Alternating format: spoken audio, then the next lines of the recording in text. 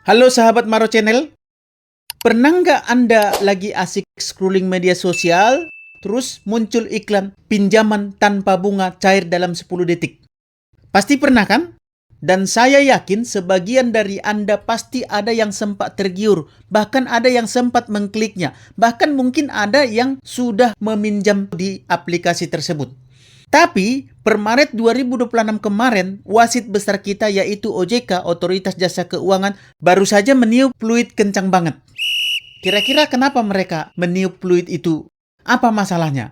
Saya mau sampaikan kepada teman-teman, ini info bukan gosip dari akun lambe-lambean ya. Ini disahkan secara resmi oleh OJK dalam hasil rapat Dewan Komisioner bulanan pada bulan Maret 2026. Pengetokan palunya itu dilakukan akhir Maret kemarin dan dipublikasikan ke kita semua pada tanggal 6 April 2026. Ini data hangat, sehangat gorengan yang baru diangkat dari wajan. Jadi teman-teman, saya mau info kepada teman-teman, ada 28 pinjol bermasalah dan OJK resmi menjatuhkan 17 sanksi administratif berupa peringatan tertulis dan 11 denda buat pinjol-pinjol legal yang kelakuannya mulai mirip mantan manis di awal, neror di akhir. Total denda ini mencapai 274 juta. Hari ini kita bakal bongkar apa-apa saja dosa yang mereka lakukan dan kenapa info ini penting buat kelangsungan hidup Anda dan saldo ATM Anda. Kebelakangan ini, teman-teman yang sedang galbay sekarang memang benar-benar seperti dimanjakan dengan berita-berita yang ada. Setelah bergeraknya KPPU, OJK, dan ditambah lagi adanya Kombes Pol Pak Brey yang mendukung Anda, terutama untuk menghindarkan atau menjaga Anda dari perbuatan dan kelakuan para jasa-jasa konsultan penipu. Nah, ini yang akan kita bahas pada sesi kali ini, jadi jangan kemana-mana teman-teman. Tapi sebelumnya seperti biasa, tidak bosan-bosannya saya mengingatkan kepada teman-teman supaya kalian yang masih takut-takut, yang mentalnya belum kuat dan belum tahu caranya untuk memulai galbay, silakan masuk ke grup WA dan Facebook P3N, Persatuan Pemberantas Pinjol Nusantara. Semua permasalahan galbay kalian akan terselesaikan di grup ini karena ada banyak senior-senior galbay yang akan membantu kalian, mengarahkan kalian, memberikan support booster mental, bahkan dukungan, trik-trik galbay, wejangan-wejangan kepada kalian. Apapun masalah kalian yang kalian dapat dari teroran para debt collector pinjol, semua bisa didiskusikan di grup dengan teman-teman yang sudah berpengalaman galbay. Jadi ini real fakta ya, bukan katanya-katanya. Ada begitu banyak teman-teman yang berpengalaman di grup yang akan membantu kalian untuk mengatasi masalah galbay. Jadi silakan masuk ke grup lewat link yang sudah saya sematkan di kolom komentar video ini. Baik, kita lanjut ke pembahasan kita.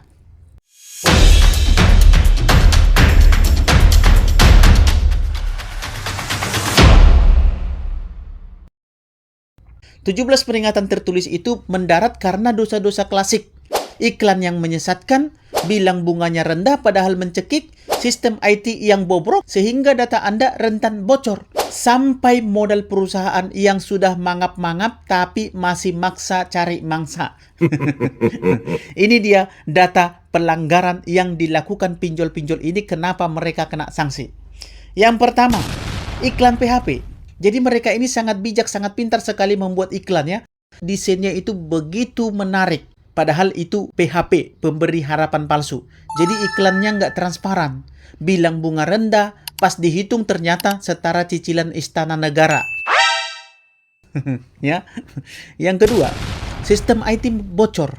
Keamanan data Anda yang dianggap sepele, OJK nggak mau ada data KTP Anda malah jadi jaminan beli gorengan sama oknum yang tidak bertanggung jawab.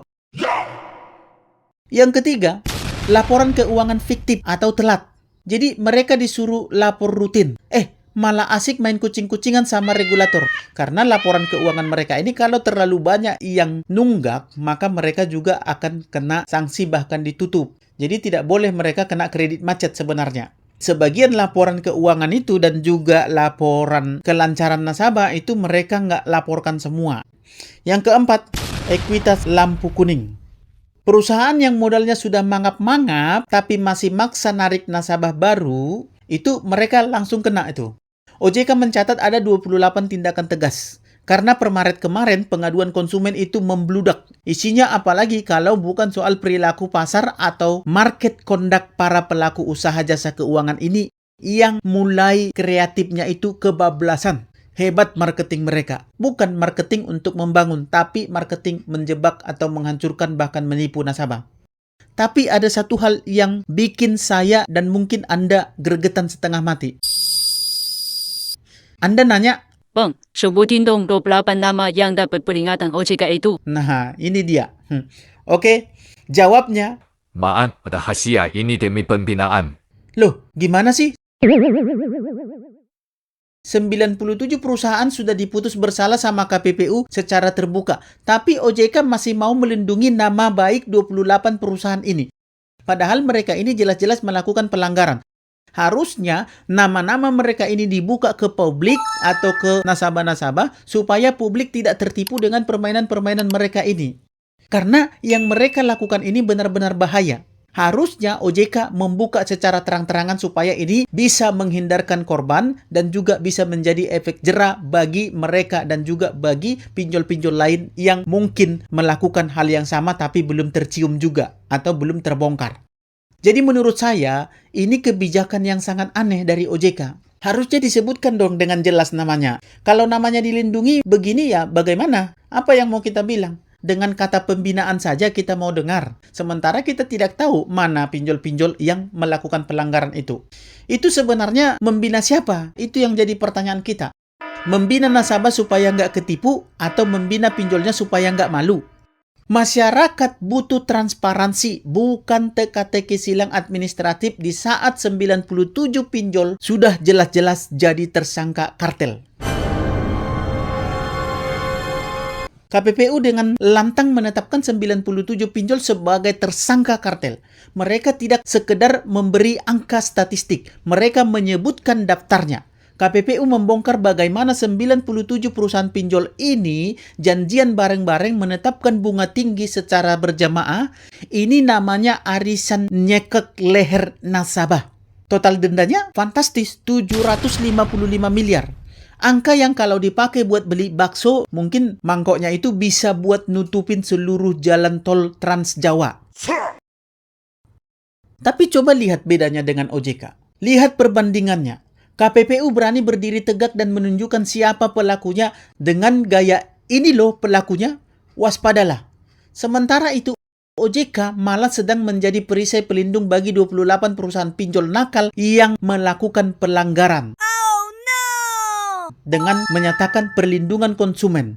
Tapi perlindungan konsumen macam apa? Tidak disebutkan mana yang pantas dipakai dan mana yang tidak pantas. Harusnya transparansi dong, langsung disebutkan saja mana-mana saja pinjolnya. Supaya ini menjadi efek jera bagi pinjol-pinjol lain. Seolah-olah OJK hanya mau supaya terlihat mereka bekerja. Jadi kebijakan merahasiakan nama ini lucu sekali menurut saya ya teman-teman. Jika Anda tahu ada lubang di jalan, Anda akan memasang papan pengumuman tepat di depan lubang tersebut.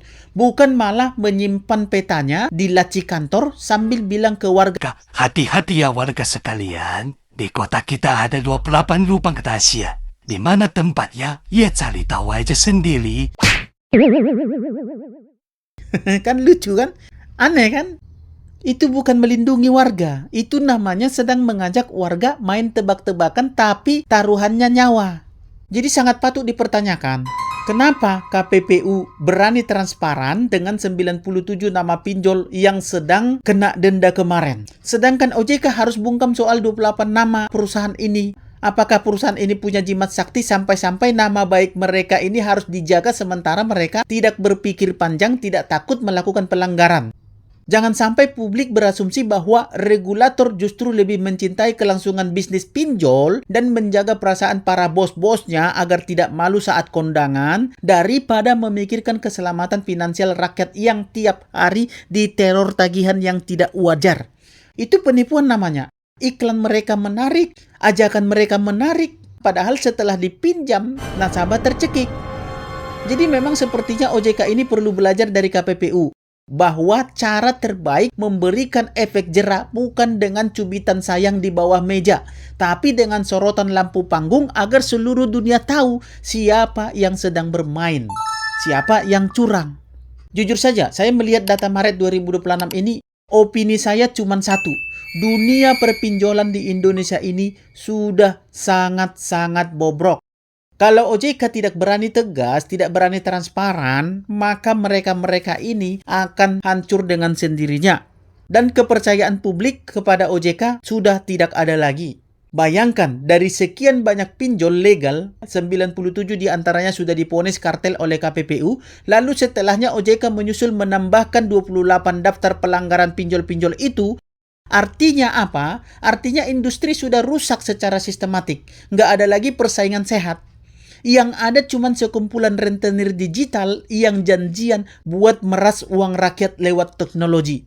Kenapa pinjol harus tetap ada kalau ujung-ujungnya cuma bikin orang-orang pengen pindah planet? Katanya inklusi keuangan, tapi yang ada malah inklusi utang. Pinjol-pinjol ini ibarat kanker di dunia keuangan kita. Kalau pinjol-pinjol ini saja masih berani main curang, padahal sudah divonis KPPU, ya sudah, mending hapuskan saja pinjol-pinjol dari Indonesia ini. Karena memang tujuan mereka bukan untuk membantu ekonomi kerakyatan. Tujuan mereka hanyalah untuk memeras rakyat-rakyat yang membutuhkan pertolongan. Jadi kembalikan rakyat ke sistem perbankan yang benar, punya hati. Yang punya algoritma tidak menjebak nasabah. Jadi sahabat Maro Channel, 28 sanksi OJK dan vonis 97 pinjol kartel KPPU kemarin per Maret 2026 ini adalah alarm keras buat Anda kalau wasitnya saja sudah mulai rajin niup fluid. Berarti permainannya memang sudah kacau balau. Jadi jangan tertipu iklan manis di balik wajah model iklan yang senyum, yang seolah-olah semuanya bisa berjalan lancar. Para penipu mereka itu semua. Ada potensi 97 pinjol ini tersangka kartel yang siap nyekek leher Anda. Mereka kemarin aja masih mengadakan banding, ada di video sebelumnya ya. Jadi yang mau saya katakan kepada teman-teman semua, tetap cerdas, tetap kritis, dan yang paling penting lebih baik hidup pas-pasan daripada hidup mewah hasil pinjaman yang bikin jiwa menderita dan merana. Dan kalau Anda punya hutang pinjol, lebih bagus digalbay karena memang mereka ini dari awal menipu Anda.